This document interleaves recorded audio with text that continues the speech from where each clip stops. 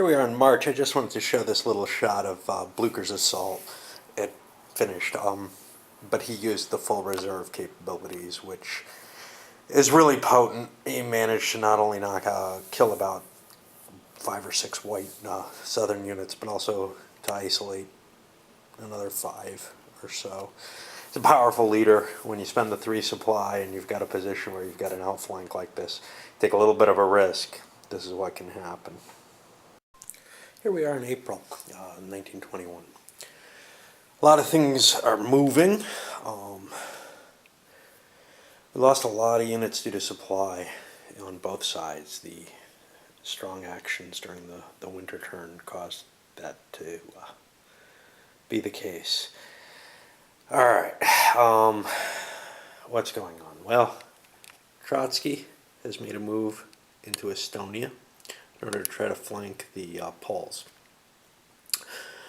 The red line against the Poles is a little shaky, but the Poles aren't in great shape either.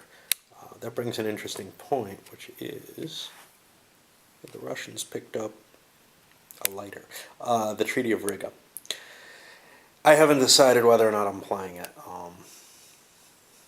If I do, it gives some political points to the whites, and well, as a whole, and draws the line pretty much where the Polish troops are, where it historically was after the treaty.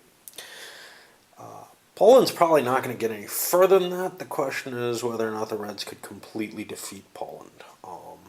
My feeling is the Treaty of Riga is a pretty good deal at this point, because there's a lot of Red units that would be released. And with the casualties and the fact that the Red Army no longer gets reinforcements, they have to actually pay out of their replacement points. I think that I'm going to take it, but I'm not absolutely certain.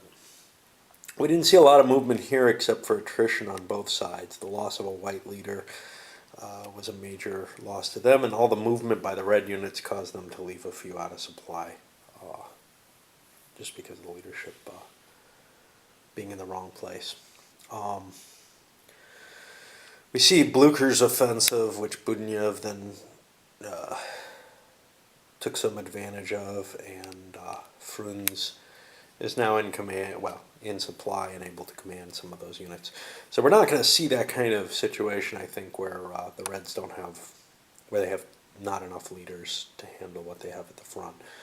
Problem was really where they didn't have them, but anyway. The whites did make a counterattack and saved some of those units, which is kind of impressive. Turkey, well, they came on, took cars, and left. That's all I can figure they can do. And then over here against the Siberians, it's pretty much over. It's just a matter of, playing it out. I think that taking the treaty is probably the Reds' best play. Question is whether or not I'm so vainglorious I'm willing to try to attack, but I don't think that's the case. I think I'm going to take all those Red troops and move them down south where they can finish off the whites. Here we are in May of 21. The Reds decided to accept the Polish peace demands and granted them the larger Poland. Not the full Great Poland, so it increased the political standing a little bit, which I now have set here at 35, which is almost at the point where Trotsky loses the advantage in terms of deciding political events. Speaking of Trotsky, not that I'm sure that playing the full 5-player is making any sense. Trotsky's charged into Estonia. We saw the beginning of that before, but he's going to try to finish them off. We see, who's this? Kornilov, somebody like that. Somebody who's close to Kornilov name-wise, but isn't actually, has marched into Latvia in order to try to take out Yudanovich. And he still has Lithuania to capture as well, or recapture. The main thing we've seen, though, because of that surrender, or because of the peace, is a large swing, Igorov down to Kirov, moving towards the Ukrainians take them out. They can't be completely taken out without, well, they can't at all because of the Polish situation. They can hide in Poland now, which may make an attack on Bessarabia unwise, at least anytime in the near future. But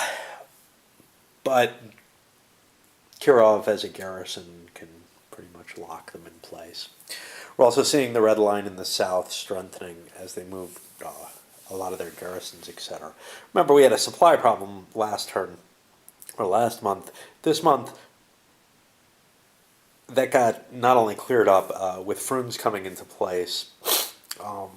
They've got an extra, 18-man commander, which means they can command a much, much larger army. Unfortunately, the Reds aren't getting any reinforcements after this. They got their last couple over in Moscow.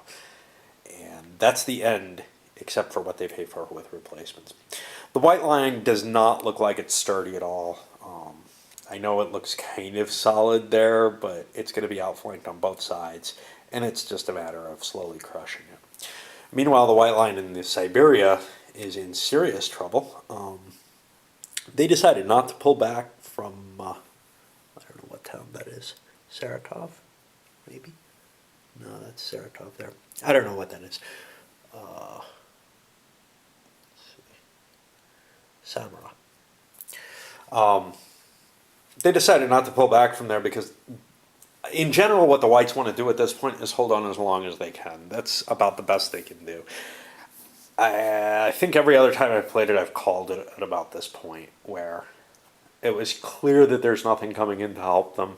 It's clear that the Reds are going to win, and there's not a lot left to do.